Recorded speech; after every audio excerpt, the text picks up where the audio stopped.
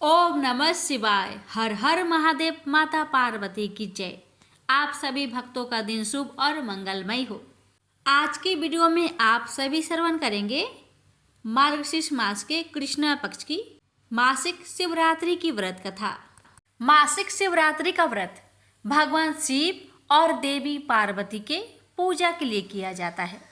यह व्रत हिंदू धर्म में बहुत महत्वपूर्ण माना जाता है। मासिक शिवरात्रि के दिन व्रत और पूजा करने से जीवन में सुख शांति आती है। यह व्रत करने और कथा श्रवण करने से संतान की प्राप्ति होती है, रोगों से छुटकारा मिलता है, क्रोध, ईर्ष्या, अहंकार जैसी भावनाओं पर नियंत्रण आता है, सभी मनोकामनाएं पूरी होती है, विवाह में आ रही रुकावटें दूर होती है, माता पिता के पाप नष्ट होते हैं। व्रत से व्यक्ति दीर्घायु, ऐश्वर्य, आरोग्य और संतान पाता है। इसलिए प्यारे भक्तों, अगर आप शिवरात्रि का व्रत कर रहे हैं तो इस कथा को सुनकर अपना व्रत को पूर्ण करें। कहा जाता है कि किसी भी व्रत के दौरान कथा को सुने बिना आपका व्रत पूर्ण नहीं माना जाता। इसलिए कथा को बड़े ही श्रद्धा प्रसन्नचित मन से अवश्य सुनिएगा। भगवान शिव और माता पार्वती आप सभी भक्तों की हर मनोकामना को पूर्ण करें। तो आइए सुनते हैं महाशिवरात्रि की व्रत कथा। एक समय की बात है, किसी गांव में दधीची नामक एक बड़ा शिव भक्त ब्राह्मण रहता था, जिसका एक पुत्र और पुत्र वधू भी थी। परंतु पुत्र वधू दुष्ट कुल की थी और उसका नाम दुकुला था। उसका पति सर्वदा उसी की बस में रहता था और उसके भी कई पुत्र थे, किंतु वे सभी शिव भक्त थे। एक समय जब जाति के संयोग से दधीची को दूसरे ग्राम में जाकर रहना पड़ा तो उस गांव वालों ने भी उन्हें वहां ना रहने दिया और विशेषकर उस पुत्र और पुत्र वधू को अन्यत्र जाने पर बाध्य किया। वे दोनों दूसरे ग्राम को चले गए। दधीची की उस पुत्र का नाम सुदर्शन था और वह सदैव शिव जी की पूजा किया करता था। एक समय जब शिवरात्रि का दिन आया तो सबने शिव जी का व्रत किया और सुदर्शन शिव जी की पूजा कर घर आया। घर में आकर शिवरात्रि में उसने अपनी स्त्री के साथ संभोग किया और प्रातः बिना स्नान किए ही जाकर फिर शिव जी की पूजा कर दी। इससे शिव जी ने असंतुष्ट होकर उसे जर हो जाने का श्राप दिया और कहा कि अब तू मेरे स्पर्श का अधिकारी नहीं है, इससे दूर से ही दर्शन किया कर। जब दधीची पुत्र सुदर्शन को शिव जी ने ऐसा श्राप दिया तो शिव जी की माया से मोहित हो वह शीघ्र ही जर हो गया। इतने में शिव श्रेष्ठ दधीची ग्रामांतर से वहां आ गए और पुत्र के प्रति शंकर का श्राप सुनकर दुख से रोने लगे और पुत्र को बार बार कुपुत्र आदि कहकर ताड़न करने लगे कि तूने मेरे उत्तम कुल को नष्ट कर दिया। पुत्र और पुत्र वधू की नष्टता पर उन्हें महान कलेश हुआ। वे उनके सुख के लिए भक्ति पूर्वक पार्वती जी की पूजा करने लगे। सुदर्शन ने भी चंडी पूजन के विधान सहित महान भक्ति से शुभ छत्तों द्वारा भगवती गिरिजा की पूजा की। पिता और पुत्र दोनों ने भक्ति वत्सल देवी पार्वती को प्रसन्न किया। तब उनकी सेवा के प्रभाव से प्रसन्न हो चंडिका ने सुदर्शन को अपना पुत्र बना लिया। देवी गिरिजा ने सुदर्शन के लिए शिव जी को प्रसन्न किया। जब शिव जी प्रसन्न हो गए तो देवी पार्वती ने नमस्कार कर सुदर्शन को उनकी गोदी में डाल दिया। फिर भगवती गिरिजा ने उस पुत्र को धृत से स्नान कराकर एक ग्रंथि से युक्त उसे 3 तार की यज्ञोपवीत धारण करा दिया और गायत्री यंत्र दिया। बालक ने श्री शिव सहित ओम नमः शिवाय मंत्र से 16 बार संकल्प तथा पूजन किया। प्रसन्न हुई चंडिका ने अनेक नाम और मंत्रों का पाठ कराया। शिव जी ने भी प्रसन्न होकर उसे अपना अधिकारी बनाया और कहा कि अब तुम गोल तिलक लगाया करो तथा मुझ पर जो कुछ चढ़ाया हो उसे ग्रहण करो। अब तुम हमारी शिव संध्या किया करो और यही शिव गायत्री जपा करो। पहले मेरी सेवा फिर अपना कार्य, इस प्रकार करने से तुम्हारा कल्याण होगा। मैंने तुम्हें क्षमा किया। ऐसा कहकर शिव जी ने उसके चारों पुत्र को बटुक रूप से चारों दिशाओं में अभिषिक्त कर दिया और चंडी पुत्र सुदर्शन को अपने निकट रख उसके पुत्र को अनेक वरदान दिए। इस प्रकार शिव ने जगत के हित के लिए उन बटुकों की स्थापना की और कह दिया कि जो तुम्हें पूजेगा वह मेरी पूजा के समान होगा। फिर तो शिव जी की कृपा से उनका बड़ा विस्तार हुआ। जब तक बटुक की पूजा न हो जाए तब तक शिव जी की पूजा रहती है, अतः उनको पूजा करके ही शिव जी की पूजा करे। शुभ अशुभ किसी भी कार्य में बटुक का त्याग करना योग्य नहीं है, क्योंकि प्रजापत्य और भोज्य में बटुक ही विशेष है। प्रेम से बोलिए हर हर महादेव। गणेश जी महाराज की जय। कथा इस प्रकार है। यह व्रत कथा भगवान शिव की अनुग्रह दृष्टि से जुड़ी हुई है। पौराणिक कथा के अनुसार एक समय एक ब्राह्मण नाम का श्रद्धालु अपने गांव में रहता था। उसकी पत्नी बहुत धार्मिक थी और हर मास की कृष्णा पक्ष की चतुर्दशी तिथि को मासिक शिवरात्रि व्रत करती थी। अपनी पत्नी की आदतों को देखकर ब्राह्मण यह व्रत करने लगा। एक बार मासिक शिवरात्रि के दिन ब्राह्मण और उसकी पत्नी ने भगवान शिव की पूजा संगीत सहित की और उनके चरणों में अपनी भक्ति प्रकट की। उन दोनों ने पूरे श्रद्धा भाव से व्रत किया और भगवान शिव से आशीर्वाद मांगा कि वे सदैव उन पर अपनी कृपा बनाए रखे। व्रत रखने के बाद ब्राह्मण और उसकी पत्नी ने गांव के पार्थिकों को बुलाया और उन्हें अपनी क्षमता के अनुसार दक्षिणा दी। इसी दिन को भिक्षाटनी भी कहते हैं, इसमें भक्त अपने अछूत और पवित्र भाग्य को दूसरे लोगों के साथ साझा करता है। उसी समय गांव में एक बहुत गरीब ब्राह्मण आया जो बहुत ही दीन और दुखी था। ब्राह्मण और उसकी पत्नी ने उसे भोजन करने के लिए बुलाया और उसे भगवान शिव की कृपा से पूर्ण हुआ भोजन खाने को दिया। इस प्रकार मासिक शिवरात्रि व्रत करने से ब्राह्मण और उसकी पत्नी ने न सिर्फ अपना अछूत साझा किया बल्कि दुखी लोगों को भी अपने साथ भोजन कराने का सौभाग्य प्रदान किया। इसके बाद उन्हें भगवान शिव की कृपा प्राप्त हुई और उनकी सभी मनोकामनाएं पूरी हो गई। प्रेम से बोलिए हर हर महादेव। एक बार पार्वती ने भगवान शिव शंकर से पूछा, ऐसा कौन सा श्रेष्ठ तथा सरल व्रत पूजन है जिससे मृत्यु लोक के प्राणी आपकी कृपा सहज ही प्राप्त कर लेते हैं। उत्तर में शिव जी ने पार्वती को शिवरात्रि के व्रत के विधान बताकर यह कथा सुनाई। एक गांव में एक शिकारी रहता था। पशुओं की हत्या करके वह अपने कुटुंब को पालता था। वह एक साहूकार का ऋणी था, लेकिन उसका ऋण समय पर न चुका सका। क्रोधवश साहूकार ने शिकारी को शिव मठ में बंदी बना लिया। संयोग से उस दिन शिवरात्रि थी। शिकारी ध्यान मग्न होकर शिव संबंधी धार्मिक बातें सुनता रहा। चतुर्दशी को उसने शिवरात्रि की कथा भी सुनी।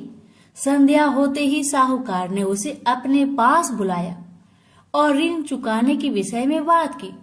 शिकारी अगले दिन सारा ऋण लौटा देने का वचन देकर बंधन से छूट गया।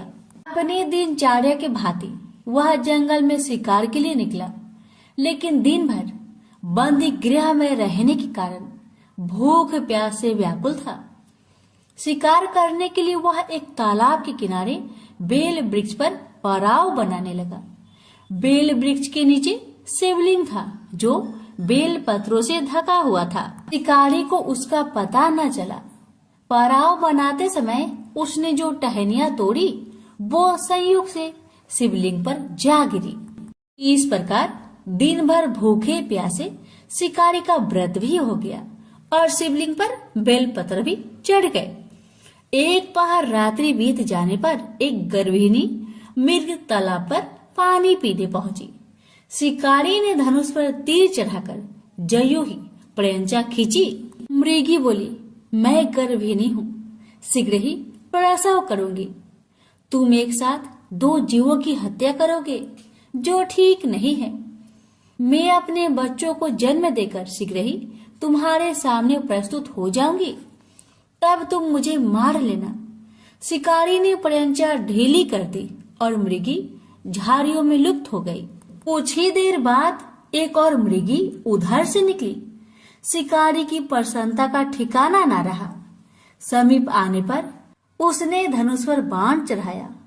तब उसे देख मृगी ने विनम्रता पूर्वक निवेदन किया, हे पार्थी, मैं थोड़ी देर पहले ही ऋतु से निवृत्त हुई हूँ, कामातुर वीरहीनी हूँ, अपने प्रिय की खोज में भटक रही हूँ।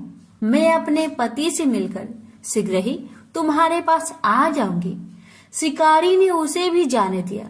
2 बार शिकारी को खोकर उसका माथा ठनका। वह चिंता में पड़ गया। रात्रि का आखिरी पहर बीत रहा था। तभी एक अन्य मृगी अपने बच्चों के साथ उधर से निकली। शिकारी के लिए यह स्वर्णिम अवसर था। उसने धनुष पर तीर चढ़ाने में देर न लगाई। वह तीर छोड़ने ही वाला था कि मृगी बोली, हे पार्थी, मैं इन बच्चों को पिता के हवाले करके लौट आऊंगी। इस समय मुझे मत मार। शिकारी हंसा और बोला, सामने आए शिकारी को छोड़ दो, मैं ऐसा मूर्ख नहीं। इससे पहले मैं 2 बार अपना शिकार खो चुका हूँ। मेरे बच्चे भूख प्यास से तड़प रहे होंगे। उत्तर में मृगी ने फिर कहा, जैसे तुम्हें अपने बच्चों की ममता सता रही है, ठीक वैसे ही मुझे भी। इसलिए सिर्फ बच्चों के नाम पर मैं थोड़ी देर के लिए जीवन दान मांग रही हूँ। हे पार्थी, मेरा विश्वास कर, मैं इन्हें इनके पिता के पास छोड़कर तुरंत लौटने की प्रतिज्ञा करती हूँ। मृगी का दीन स्वर सुनकर शिकारी को उस पर दया आ गई। उसने उस मृगी को भी जाने दिया। शिकार के अभाव में बेल वृक्ष पर बैठा शिकारी बेल पत्र तोड़ तोड़कर नीचे फेंकते जा रहा था। पाँव फटने को हुई तो एक हष्ट पुष्ट मृग उसी रास्ते पर आया। शिकारी ने सोच लिया कि इसका शिकार वह अवश्य करेगा। शिकारी ने तनी प्रयंचा देखकर मृग विनीत स्वर में बोला, हे पारधी भाई, यदि तुमने मुझसे पूर्व आने वाली 3 मृगियों तथा छोटे छोटे बच्चों को मार डाला है तो मुझे भी मारने में विलंब ना करो, ताकि उनके वियोग में मुझे एक क्षण भी दुख सहना ना पड़े। मैं उन मृगियों का पति हूँ। यदि तुमने उन्हें जीवन दान दिया है तो मुझे भी कुछ क्षण जीवन दान देने की कृपा करो। मैं उनसे मिलकर तुम्हारे सामने उपस्थित हो जाऊंगा। मृग की बात सुनते ही शिकारी के सामने पूरी रात की घटना चक्र घूम गया। उसने सारी कथा मृग को सुना दी। मृग ने कहा, मेरी 3 पत्नियां जिस प्रकार प्रतिज्ञाबद्ध होकर गई हैं, मेरी मृत्यु से अपने धर्म का पालन नहीं कर पाएगी। अतः जैसे तुमने उन्हें विश्वास पात्र मानकर छोड़ा है, वैसे ही मुझे भी जाने दो। मैं उन सबके साथ तुम्हारे सामने शीघ्र ही उपस्थित होता हूँ। उपवास, रात्रि जागरण तथा शिवलिंग पर बेल पत्र चढ़ने से शिकारी का हिंसक हृदय कोमल हो गया था। उसमें भगवत शक्ति का वास हो गया था। धनुष तथा बाण उसके हाथ से सहज ही छूट गए। भगवान शिव की अनुकंपा से उसका हिंसक हृदय कारुणिक भावों से भर गया। वह अपने अतीत कर्मों को याद करके पश्चाताप की ज्वाला में जलने लगा। थोड़ी ही देर बाद मृग सपरिवार शिकारी के समक्ष उपस्थित हो गया ताकि वह उनका शिकार कर सके, किंतु जंगली पशुओं की ऐसी सत्यता, स्वाभाविकता एवं सामूहिक प्रेम भावना देखकर शिकारी को बड़ी गलानी हुई। उसके नेत्र से आंसुओं की झड़ी लग गई। उस मृग परिवार को न मारकर शिकारी ने अपने कठोर हृदय को जीव हिंसा से हटा सदा के लिए कोमल एवं दयालु बना लिया। देवलोक में समस्त देव समाज भी इस घटना को देख रहा था। घटना का परिणति होते ही देवी देवताओं ने पुष्प वर्षा की। अब शिकारी तथा मृग परिवार मोक्ष को प्राप्त हुआ। तो प्रेम से बोलिए हर हर महादेव। माता पार्वती की जय। शिव पार्वती की विवाह की कथा। भगवान शिव की पहली पत्नी सती थी। यह विवाह उन्होंने सती के पिता दक्ष की इच्छा के विरुद्ध किया था, जो उनका अपमान करने के अवसर ढूंढा करते थे। पिता के ऐसे व्यवहार से लज्जित होकर सती ने अपना शरीर त्याग दिया। उनकी मृत्यु के बाद शिव हिमालय पर जाकर फिर से तपस्या में लीन हो गए। जिस उपवन में भगवान शिव ध्यान करते थे उसके निकट ही पर्वतराज हिमवान रहता था। उसने स्वर्ग की अप्सरा मेनका से विवाह किया था। कुछ वर्ष बाद मेनका ने एक पुत्री को जन्म दिया। उसका नाम रखा पार्वती। वास्तव में सती ने ही फिर से पार्वती के रूप में जन्म लिया था। वर्ष पर वर्ष बीते और पार्वती ने युवावस्था में प्रवेश किया। एक दिन मेनका ने अपने पति से कहा, स्वामी, पार्वती अब विवाह योग हो गई है। अब हमें पार्वती के लिए योग वर खोजना चाहिए। हिमवान बोला, मैं जानता हूँ, परंतु कोई योग वर ध्यान में नहीं आता।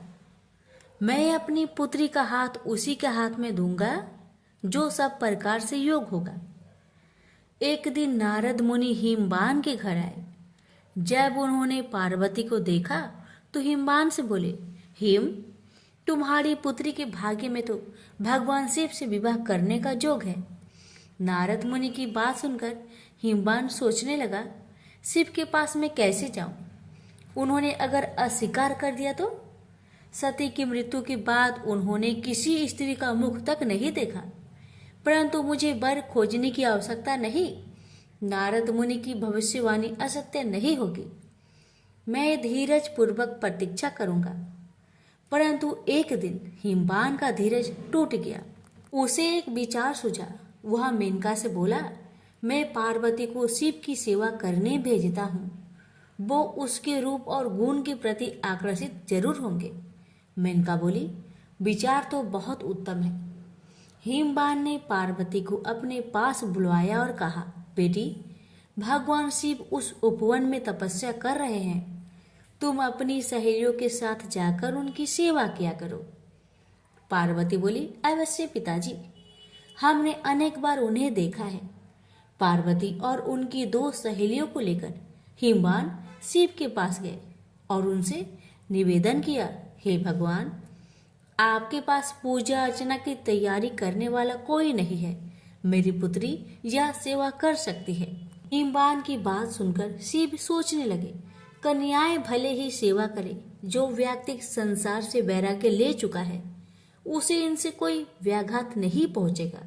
यह सोचकर वे हिमवान से बोले, तुम्हारे इस प्रस्ताव के लिए मैं तुम्हारा आभारी हूँ।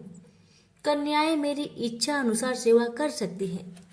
शिव का प्रस्ताव सुनकर हिमवान बहुत प्रसन्न हुआ और कन्याओं को वहां छोड़कर चला आया। पार्वती शिव की सेवा करने लगी। वह उपासना के लिए कुछ तृण चुनती थी और गर्मी बढ़ने पर शिव पर पंखा झलती थी। इस प्रकार पार्वती हृदय से शिव से प्रेम करने लगी। इस बीच आपत्तिग्रस्त देवता इंद्र के साथ ब्रह्मा जी के पास आकर बोले, भगवान, असुर तारक के अत्याचारों से हमारी रक्षा करे। उसने स्वर्ग पर अधिकार कर लिया है और लोगों में हाहाकार मचा हुआ है। उसे प्रसन्न करने के लिए हमने उसे उपहार भी भेजे, परंतु हम जितना ही उसे प्रसन्न करने का प्रयत्न करते हैं उतनी ही उसकी कुधृष्टता बढ़ती जाती है। हमारी आपसे प्रार्थना है कि हमें कोई ऐसा नेता प्रदान कीजिए जो हमें उसके अत्याचारों से त्राण दिलाए। ब्रह्मा जी असहाय होकर बोले, प्रिय पुत्रों, मैं चाहते हुए भी तुम्हारी सहायता नहीं कर सकता। तारक को मैंने एक बार वरदान दिया था, उसी से वह इतना बलवान हो गया है। मैं भी उसका नाश नहीं कर सकता, परंतु एक उपाय है। शिव का पार्वती से विवाह विधि का विधान है। तुम जाओ और शिव पार्वती की सुंदरता का भान कराओ। शिव और पार्वती का जो पुत्र होगा वही तुम्हारा नेता बनकर तारक का वध करेगा। ब्रह्मा जी की बात सुनकर देवराज इंद्र सीधे प्रेम के देवता काम के पास पहुंचे और बोले, कामदेव, मैं तुम्हारे पास एक आवश्यक काम से आया हूं। तुम शिव पर अपना जादू चलाओ ताकि वे पार्वती से विवाह कर ले। इंद्र की आज्ञा पाकर कामदेव अपनी पत्नी रति के साथ शिव के कुंज में पहुंचे। वहां शिव को देखा तो उनका साहस छूट गया। उसी समय पार्वती वहां से निकली तो कामदेव का फिर से साहस बंधा। पार्वती ने नतमस्तक होकर कुछ पुष्प शिव के सम्मुख रखे। यह देख शिव बोले, तुम्हें ऐसा पति मिले जो बस केवल तुमसे ही प्रेम करने वाला हो। शिव की बात सुनकर पार्वती सोचने लगी, शिव का वचन कभी मिथ्या नहीं होगा। मैं कितनी भाग्यशाली हूँ। यह सोचकर पार्वती शिव के गले में माला पहनाने ही वाली थी, तभी कामदेव का बाण निशाने पर लगा। शिव ने पूरी शक्ति से अपनी भावनाओं को बस में किया और इधर उधर देखने लगे। उन्होंने कहा, मेरे मन की शांति भंग करने का साहस किसने किया? तभी उनकी दृष्टि कामदेव पर पड़ी। उस दृष्टि मात्र से कामदेव जलकर राख हो गए। यह देख रति मूर्छित हो गई। शिव पार्वती की ओर आंख उठाए बिना ही कुंज में चले गए। यह देख पार्वती शोक और लज्जा से विहल हो उठी और उदास मन से अपने घर लौट गई। उधर जब रति की मूर्छा टूटी तो उसने सोचा, जब मेरे पति ही नहीं रहे तो मैं जीकर क्या करूंगी? अच्छा यही है कि मैं भी मरकर उनके पास पहुंचूं। वह यह सोच ही रही थी कि तभी आकाशवाणी हुई, जीवन मत त्याग। पार्वती तपस्या करके शिव को वर के रूप में पाएगी और उनके विवाह के दिन तेरा पति पूर्ण जीवित होकर फिर से तुझे मिलेगा। आकाशवाणी सुनकर रति को ढढ़स बंधा और वह उस दिन की प्रतीक्षा करने लगी। उधर शिव के व्यवहार से पार्वती को बहुत दुख हुआ, परंतु उसके प्रेम में कमी नहीं आई। वह सोचने लगी, मेरा सौंदर्य उन्हें आकर्षित नहीं कर सका, परंतु मैं हार नहीं मानूंगी। सौंदर्य से नहीं तो मैं अपनी तपस्या और भक्ति से उन्हें प्राप्त करूंगी। यह सोचकर उसने अपना निर्णय अपने माता पिता को बताया। पार्वती के निर्णय के आगे माता पिता को झुकना पड़ा और उसे आशीर्वाद देकर विदा किया। सुंदर वस्त्रों तथा आभूषणों का त्याग करके पार्वती कुंज में तपस्या करने बैठ गई। कई वर्ष बीत गए, परंतु पार्वती ने आशा नहीं छोड़ी। एक दिन वह जल कुंड में प्रवेश करने से पहले पूजा अर्चना की तैयारी कर रही थी कि एक युवक ऋषि उनसे मिलने आया। उसने पार्वती से कहा, तुम्हारा यह सुकुमार शरीर कैसे ये कठिन कर्म करता है जो तुम्हारी आत्मा उसे करवा रही है? तुमने संसार को दिखा दिया है कि सुंदरता और पवित्रता एक दूसरे को नष्ट करने के लिए नहीं है। तुम्हारे आचरण ने तुम्हारे पिता के गौरव को और बढ़ाया है। सुकुमारी, तुमने यह कठिन तपस्या का व्रत क्यों लिया है? घर लौट जाओ। सुकुमारी, तुम तपस्या त्याग दो। जो सिद्धियां मैंने प्राप्त की है उनमें से आधी मैं तुम्हें दूंगा, लेकिन कृपया तपस्या का कारण बता दो। पार्वती ने अपनी सखी से कारण बताने को कहा तो सखी ने कहा, मेरी सखी पार्वती ने शिव का प्रेम जीतने का निश्चय किया है। अपने सौंदर्य से तो यह उन्हें नहीं रिझा सके, अतः तपस्या और त्याग का सहारा लिया है। सखी की बात सुनकर ऋषि ने पार्वती से कहा, क्या यह सत्य है या तुम्हारी सखी हंसी कर रही है? पार्वती बोली, यह सत्य है ऋषिवर। मैं शिव की पूजा करती हूँ। मुझे विश्वास है तपस्या और भक्ति से एक दिन में उनका प्रेम प्राप्त करने में सफल हो जाऊंगी। ऋषि ने कहा, ओह, तो ये बात है।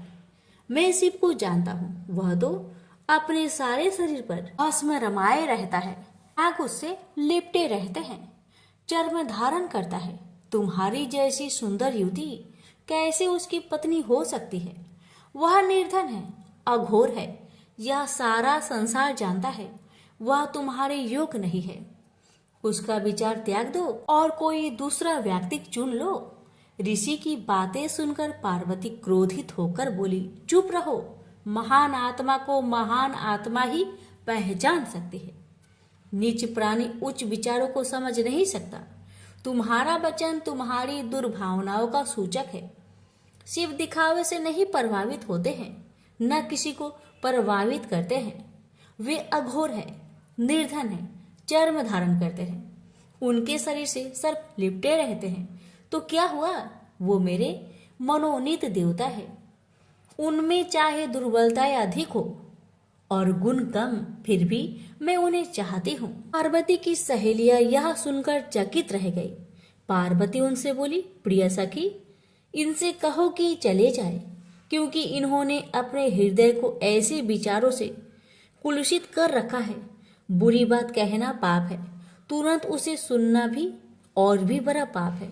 चलो हम चले। क्रोध से भरकर पार्वती जैसे ही चलने को हुई, ऋषि ने जल्दी से आगे बढ़कर उसका मार्ग रोक लिया। देखकर पार्वती आश्चर्य हो गई। वह ऋषि और कोई नहीं, स्वयं भगवान शिव थे।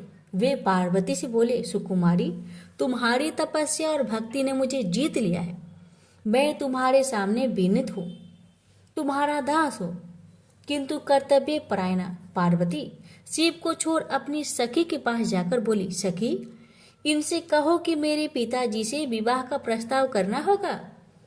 सखी के यह कह देने पर पार्वती शिव के पास आई। शिव बोले, मैं इसमें तनिक भी देर नहीं करूंगा प्रिय। यह अवशासन पाकर पार्वती अपनी सहेलियों के साथ घर लौट आई। शिव ने सप्त ऋषियों को बुलवाकर उनसे कहा, ब्रह्मा ने देवताओं को वचन दिया है, मेरा ही पुत्र तारक का वध करेगा। इस वचन को पूरा करने के लिए मुझे पार्वती से विवाह करना है। जाकर हिमवान से विवाह का प्रस्ताव करो। प्रस्ताव सुनकर हिमवान अत्यंत प्रसन्न हुआ और उसने विधि पूर्वक शिव पार्वती की विवाह कर दिया। विवाह संस्कार के बाद देवता शिव के पास आकर बोले, भगवान, हमारा आपसे आग्रह है कि रति को फिर से उसका पति मिलना चाहिए। अपनी प्रिय वधू का ध्यान करके प्रेम के देवता कामदेव तथा उनकी शोकाकुल पत्नी पर कृपा कीजिए। अवश्य, अब तो मैं भी उसी कामदेव का दास हूँ। कई वर्ष बीत गए। शिव अपनी पत्नी के प्रेम में डूबे हुए थे। अब इंद्र ने अग्नि को शिव के पास भेजा। अग्निदेव शिव के पास गए और उनसे विनती की, भगवान, मैं आपको देवताओं की आवश्यकता का स्मरण कराने आया हूँ। शिव ने अग्निदेव के हाथ में एक बीज रखा और बोले, इस बीज को पकने पर एक बालक का जन्म होगा, वही तुम्हारा सेनापति होगा। अग्निदेव बीज लेकर वहां से चले गए, परंतु वह बीज इतना गर्म था, उसे पकड़े रहना बहुत कठिन था। इंद्र के पास पहुंचते पहुंचते अग्निदेव का शरीर पीड़ा से पीला पड़ गया। वह इंद्र से बोले, बीज मेरे पास है, परंतु उसे संभालना असंभव है। अग्निदेव की दशा देखकर इंद्र दुखी होकर बोले, तुम इसे गंगा के पास ले जाओ, वह तुम्हें ठंडक पहुंचाएगी और इसे संभालेगी। अग्निदेव गंगा के पास गए। जब उन्होंने बीज को लेकर उसमें डुबकी लगाई तो उसमें उफान आने लगा और वह उबलने लगी। तब बीज किनारे पर जा गिरा। उसी समय स्वर्ग की 6 अप्सराएं गंगा में स्नान करने आई। उन्होंने बीज को उठाकर सर घास में रख दिया। बीज तब तक पक चुका था और उसमें से कार्तिकेय प्रकट हुए। आश्चर्यचकित अप्सराएं बोली, इसे हम अपने साथ ले जाएंगे। पहले पहले हमने ही देखा है। फिर गंगा स्त्री का रूप धारण कर बाहर आई और अग्निदेव भी वहां आए। गंगा बोली, इसे मैं ले जाऊंगी, मैंने इसे जन्म दिया है। अग्निदेव बोले, नहीं, यह हमें प्रदान किया गया है। उसी समय शिव तथा पार्वती वहां आए। शिव ने विवाह का निर्णय करते हुए कहा, जो बालक देवताओं का नेतृत्व करने वाला है उसका पालन पोषण पार्वती ही कर सकती है। पार्वती ने प्रेम से बालक को उठाकर छाती से लगा लिया। फिर वे कैलाश पर्वत पर लौट आई। समय बीतने के साथ कार्तिकेय बड़ा हुआ। उसके नेतृत्व में देवताओं और तारक के बीच भीषण युद्ध हुआ। कार्तिकेय ने उसे मार डाला। स्वर्ग का सिंहासन फिर से इंद्र को मिला और स्वर्ग में फिर से सुख शांति का साम्राज्य प्रस्थापित हुआ। प्रेम से बोलिए हर हर महादेव, माता पार्वती की जय। अभी व्रत में सुनी जाने वाली गणेश भगवान की पावन कथा। एक बुढ़िया माई थी, मिट्टी के गणेश जी की पूजा करती थी। रोज बनाए रोज गल जाए। एक सेठ का मकान बन रहा था। वो बोली, पत्थर का गणेश बना दो। मिस्त्री बोले, जितने हम तेरा पत्थर का गणेश करेंगे उतने में अपनी दीवार ना चिनेंगे। बुढ़िया बोली, राम करे तुम्हारी दीवार टेढ़ी हो जाए। अब उनकी दीवार टेढ़ी हो गई। वो चीने और ढा देवे, चीने और ढा देवे। इस तरह करते करते शाम हो गई। शाम को सेठ आया। उसने कहा, आज कुछ भी काम नहीं किया। वो कहने लगे, एक बुढ़िया आई थी, वो कह रही थी मेरा पत्थर का गणेश कर दो। हमने नहीं करा तो उसने कहा तुम्हारी दीवार टेढ़ी हो जाए। तब से दीवार सीधी नहीं बन रही है। बनाते हैं और ढा देते हैं। सेठ ने बुढ़िया को बुलवाई। सेठ ने कहा, हम तेरा सोने का गणेश गढ़ देंगे, हमारी दीवार सीधी कर दो। सेठ ने बुढ़िया को सोने का गणेश गढ़ दिया। सेठ की दीवार सीधी हो गई। जैसे सेठ की दीवार सीधी की वैसे सबकी करना। कहानी कहने वाले, सुनने वाले, हुक्कार भरने वाले सभी पर अपनी कृपा सदा बनाए रखना। प्रेम से बोलिए गजानंद भगवान की जय।